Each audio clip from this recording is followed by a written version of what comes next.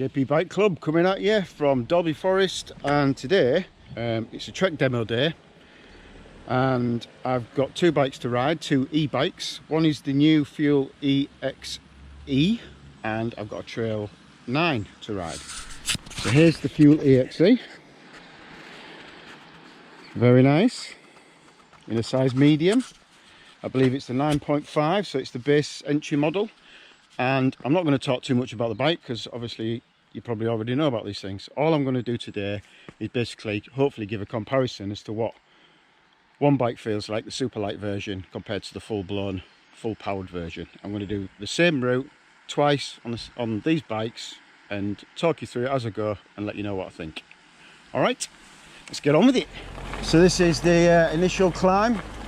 I did this not so long back on a Trail 5 and absolutely flew up here, and to be honest I'm fairly impressed with this straight off the bat.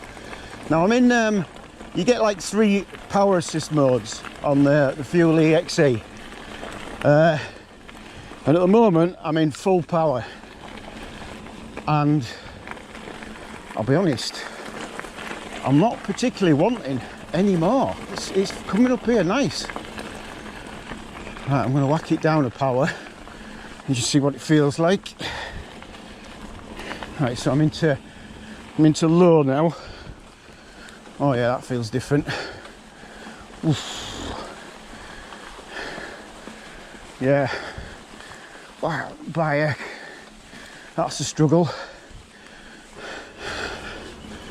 I think I suppose it's all about getting in the right gear, isn't it?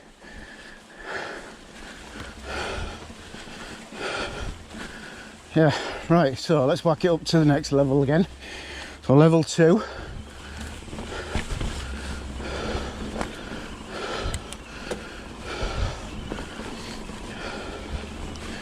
Yeah, that's not bad.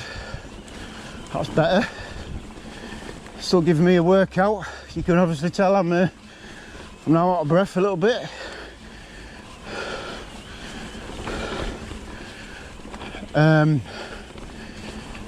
Right, I'm going to go back into 3 because I think that's where I would want it. Oh yeah, that's nice.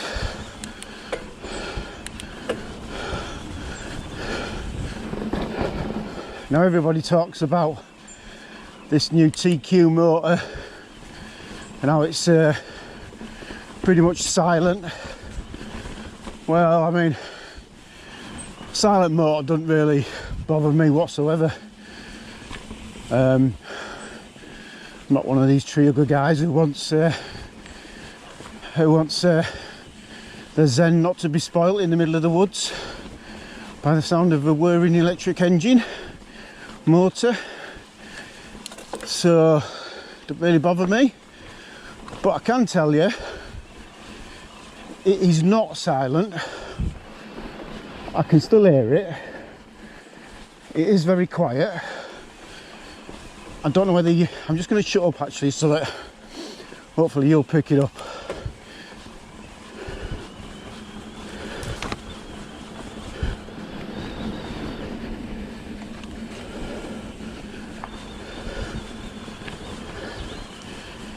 So it's basically a little faint whistle when you really stick the beans in. We're back in the woods, bit of shelter from the rain because it's a bit miserable today, but yeah, I mean, nicely powering up here. Oh, slow down Phil, slow down. Ooh.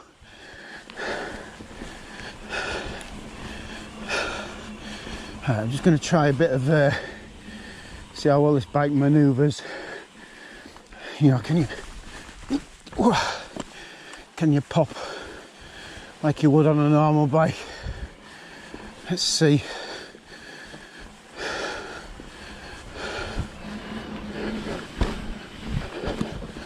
Oh yeah, so I've just tried a couple of bunny hops there and it left the floor quite easily.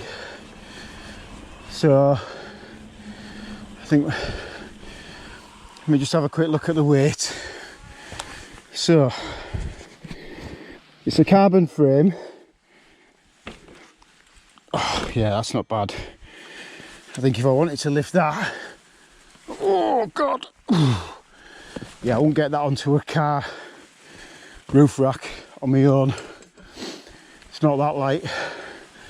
It's still heavy. Still got a bit of weight there. The power delivery on this is pretty good. You can definitely feel it. You know, I was kind of under the impression when I first came to this bike after watching reviews online that it was more of a silent partner on the bike. And I don't mean the noise of the motor, I mean like it just took the edge off, you know, climbing and stuff like that. But I tend to disagree with that because I do think it's got some definite torque, and obviously that's probably because of that 50 Newton meter motor. But yeah, you can definitely feel it pull. And once you get the app linked up to the bike itself, you can then, I think you've got 3 different modes or 3 different parameters in the bike you can actually change, one of which is the amount of assistance or power, whatever you want to call it. Now at the moment this has not been set up to do that, so I would imagine once you've dialed that in yourself, you'll still get a bit more assist. Now I did try to do that at the demo stand, but in typical technology fashion, it wouldn't connect. You won't connect to the bike, the Bluetooth through the app. So I was hoping to dial everything up to max, see what it does, but we didn't get that far. So saying that, it's pretty good so far. Just a quick note about battery life on the Fuel EXE. The guy who demoed it before me, he had it out for just over an hour. Naughty boy was a little bit late back from his demo, but he used about 35% of the battery in that hour. Don't know what mode he was obviously riding in, but you know, I've been riding what, 15 minutes and it's already dropped to nearly 50%. But if you can see that down there, so you know, I've been in full power all the way climbing. So apologise if the screen's getting wet, by the way, because it's absolutely bouncing down, so do my best. So just going through all this series of like little snaky berms, see what the handling's like, and it's not bad at all actually. Feels nice, feels planted.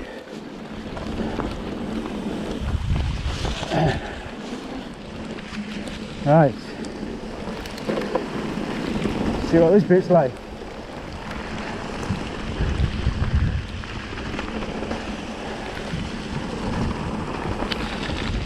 I mean, obviously this bike is marketed as a trail bike, so it's pretty good for things like this.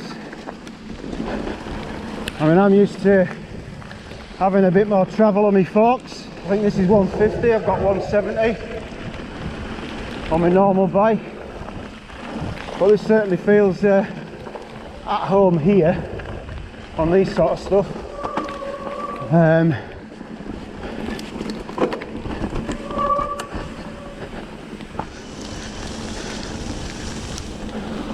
But it's definitely coping with this nicely, and I'm very impressed with the motor assistance. The only thing I haven't been able to test yet is a bit of a technical climb. There won't be anything on this obviously because it's a blue route, but it would have been nice to just see what it feels like on a, you know, a bit of steep ground going up, and see what that assistance feels like. Just another note, I'm on a fairly straight piece here. I'm in a high gear, well, you know, a low gear, I don't know which one it is, but so I'm trying to get some speed on, and you do notice less assistance as you go, you know, down the gears and want to gain a bit more speed. It almost feels like the assistance feeling falls off. Now I know there's a cut-off point at some, you know, 15 mile an hour, whatever it is, but I ain't doing 15 mile an hour at the moment. I'm just in a low gear.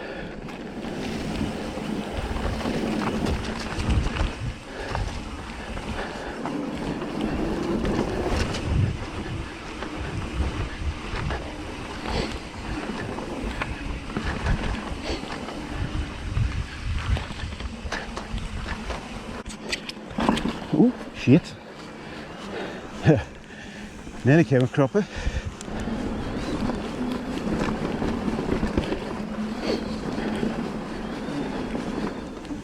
You know, normally that's the point where you grit your teeth and think, oh, here we go, bloody climb. But that zipped me up there very fast, really.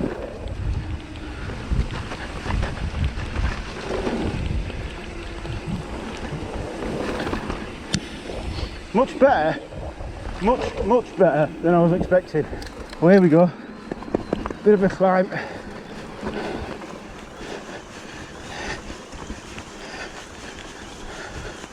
Alright, so I'm in a high gear now, and that's just whizzed up there nicely.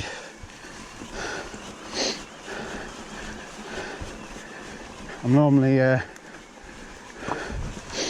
pretty well knackered, and as it's raining I'd be pretty well fed up as well at this point, but no, still going, still enjoying it. Right, let's see if we can get some speed. Right, I'm now going fast enough that I've got no assistance, and I know from riding a Trek Rail 5 in the past, it feels god awful once that assistance comes off. But this is nice. It's feeling a bit almost like a regular bike, almost, not quite. Big jump. Let's see what this feels like.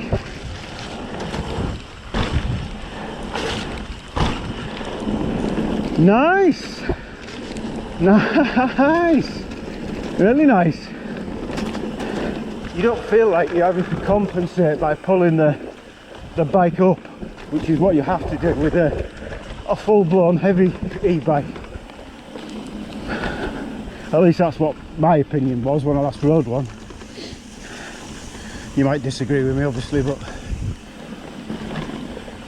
from my perspective of just doing that then, it definitely felt like it was a little bit more natural feel going over them jumps. I wasn't sort of thinking, all right, I've got an heavy bike, how do I have to compensate for it? Try again here.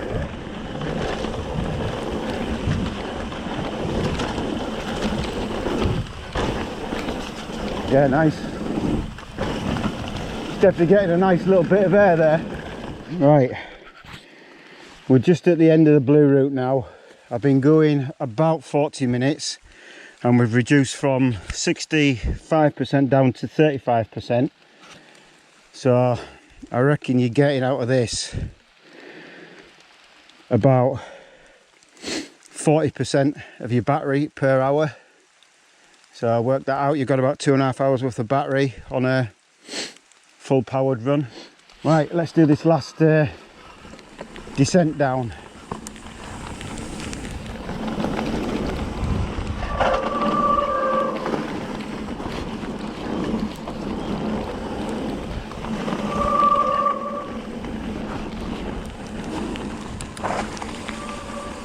Woohoo! I haven't got loads of confidence in these tyres. I would definitely put my own preferences on.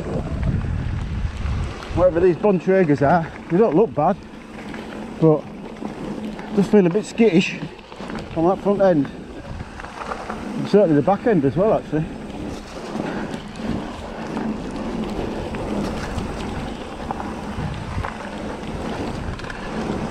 Whoa!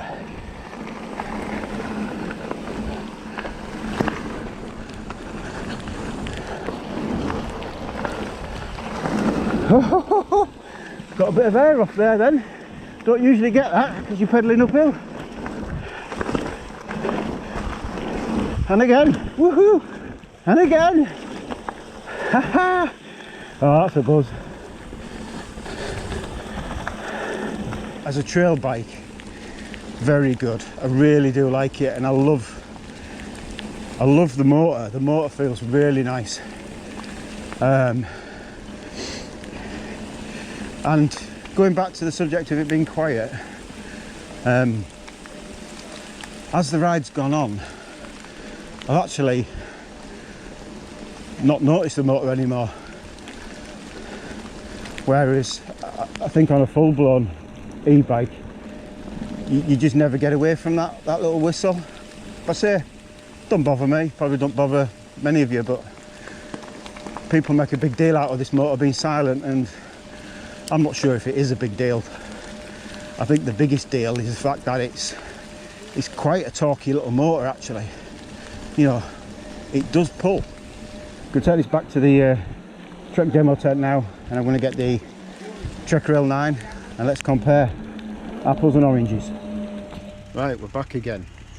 This time we're on the Trek Rail 9. Let me show you what that one is.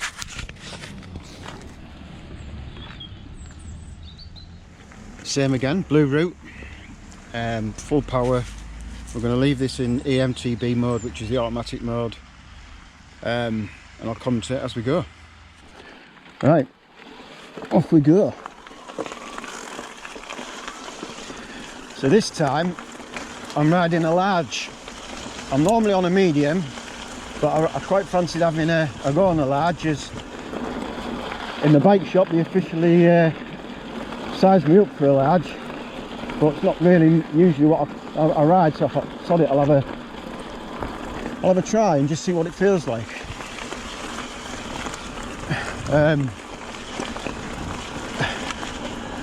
I mean, powering up here is just ridiculous. It's just like so good compared to what you're used to on the whether it be an analog bike or say the Fuel EXE that I just tried. There's so much more grunt than this. It's ridiculous.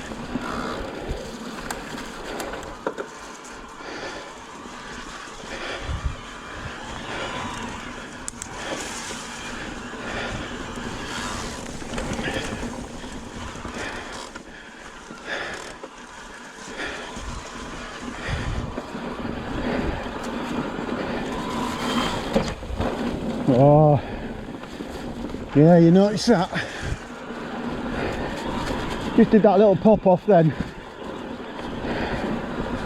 And compared to the Fuel EXE, which nicely jumped off it, this one, with it being a lot heavier, the front end just bloody dropped suddenly. A lot more difficult to pull it up because of the weight. Yeah, I mean, it's just ridiculous how easy this pulls up here. I suppose the only negative that I'm going to say about this at the moment is I'm in EMTB mode, which is the auto mode, but it's still very reactive on the pedals, and when I'm getting into these bends, these switchbacks, it can get a little bit twitchy. Now all of a sudden you put some pressure on the pedal and you're pushing some corners too quickly, and it can be quite difficult to control.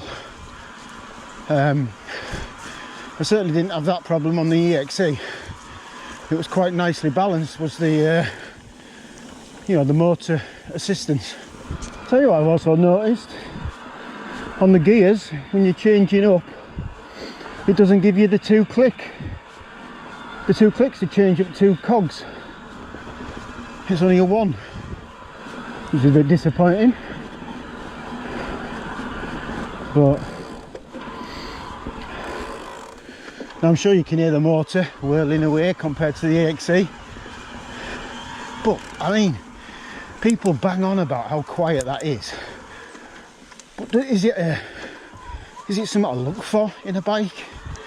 Absolutely not. Don't bloody bother me at all.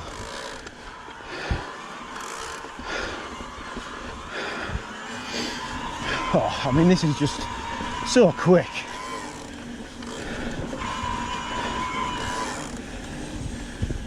It's just addictive. It's absolutely addictive.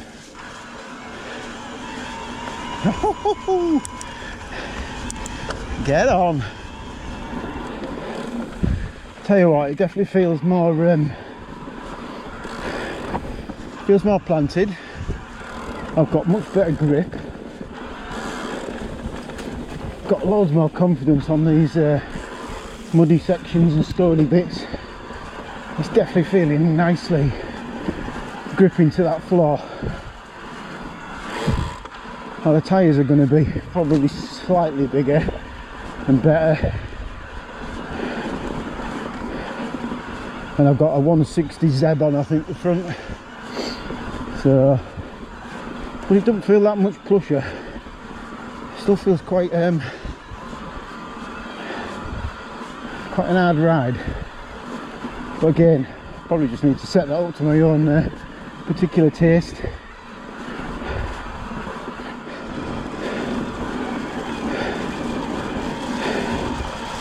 Yeah, I mean, this is just absolutely annihilating these trails.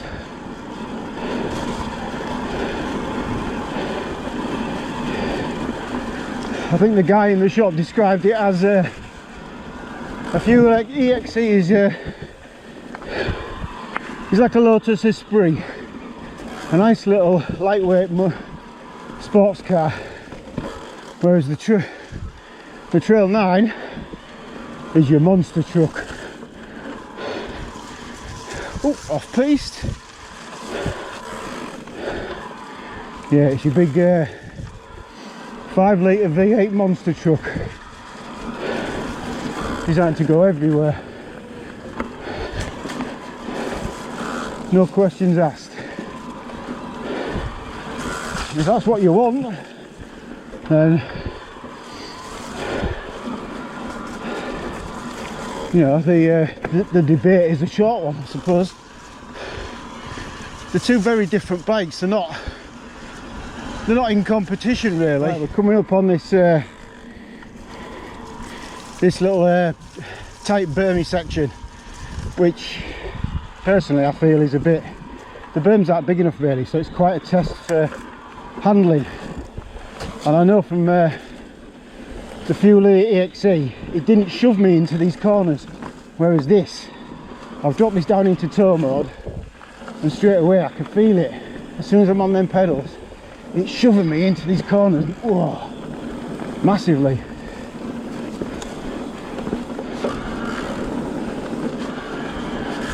Which is good.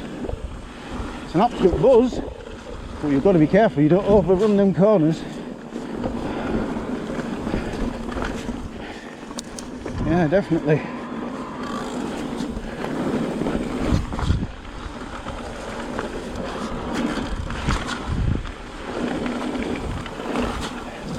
Oh, but I've got so much more confidence actually on this bike than the other one, because the tyres feel grippier, they're bigger, that suspension's working nicely.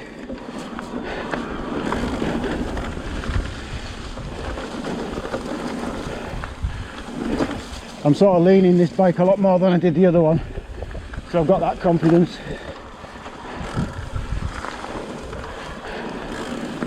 Yeah, nice. It's a pretty it's a tough decision this, you know. Which one would I actually spend my money on? Ooh. Well, we'll have to wait and see. We'll see what my thoughts are at the end. I think I know where I would go. I don't know if you can see that on the display. I'm doing 16 mile an hour down this fire road and there's no assistance whatsoever in this bike, and it feels like pedaling in bloody custard. Oh, I like this bit on the blue. Let's see what she does.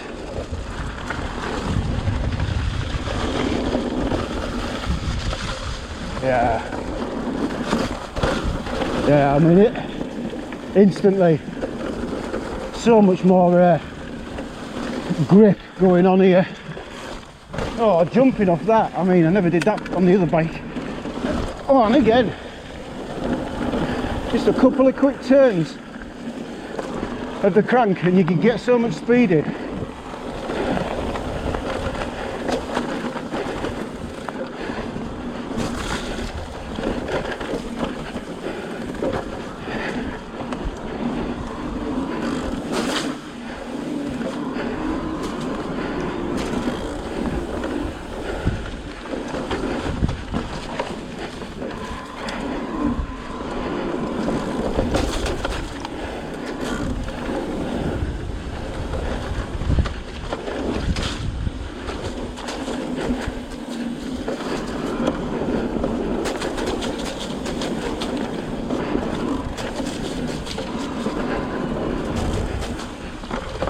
In fact, this bike gives you so much confidence. I'm sort of scaring myself a little bit really, because I should be being a bit more careful because it's a wet day, but I'm not. I'm gunning it.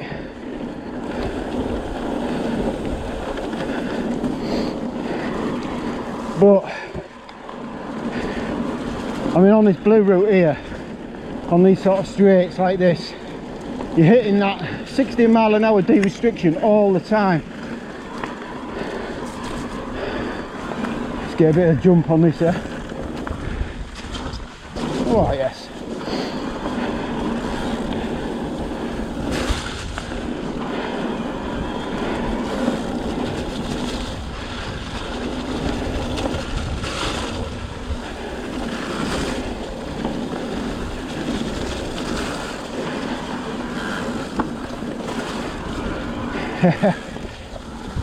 Yeah, that power into them little bends catches you out every now and again. You just take too much.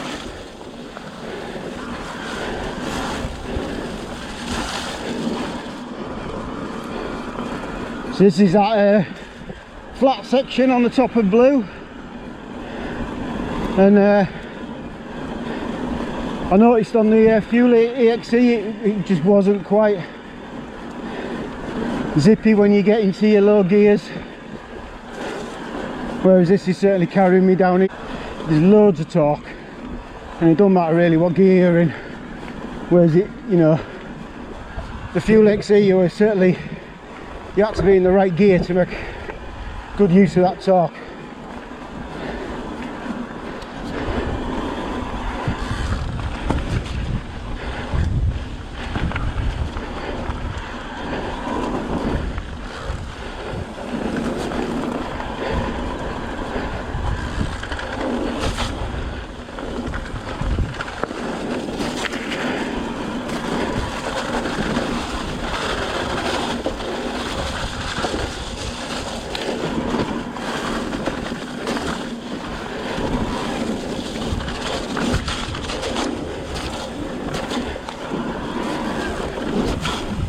Right, it's a wet day.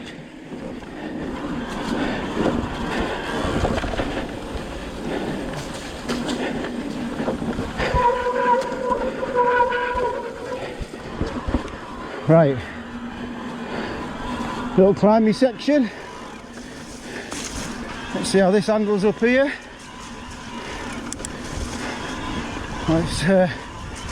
It's chewing it up. It's got an appetite. It's got an appetite, this bike. It just wants to eat everything.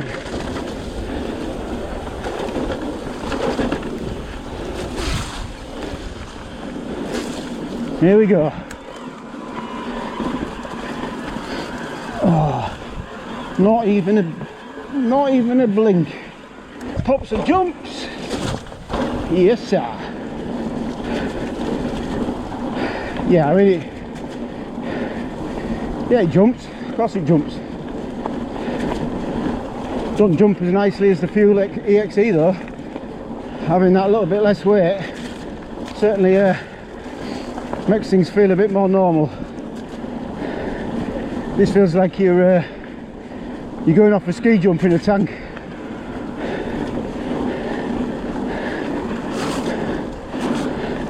But it gets you to the end of the ski jump a lot quicker. Let's go.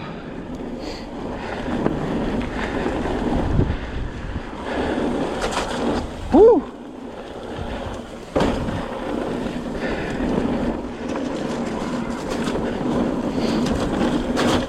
Whoa. I mean, that little push you give just before you hit these jumps, it's on half. Make everything so easy. It just builds that speed up, rapid, and then bang, you straight in. If our lass is watching this video now, start saving up, so I know what I want for my 50th birthday. And it's not a back wax.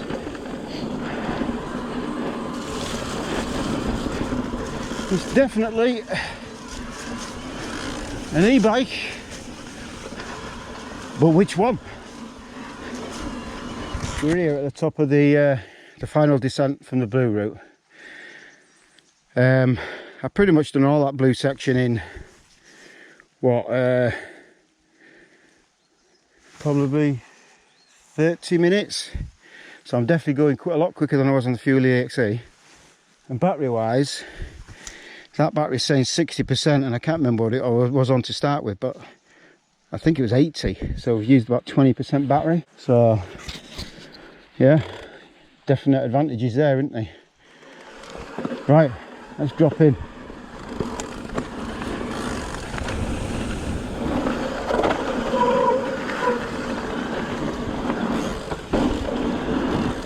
Oh no, I wasn't doing that on the Fuel EXE, which was jumping over them. Whoa, fuck me. That power delivery is just insane. Excuse me French.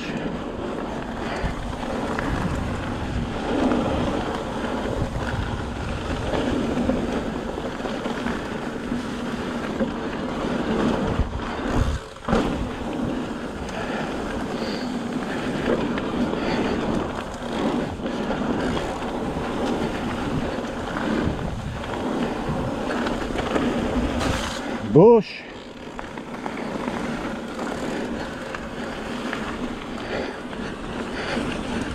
I must admit, this Rail 9 feels so much better than the 5. So more capable. Oh, fuck off! Easy! So, final thoughts.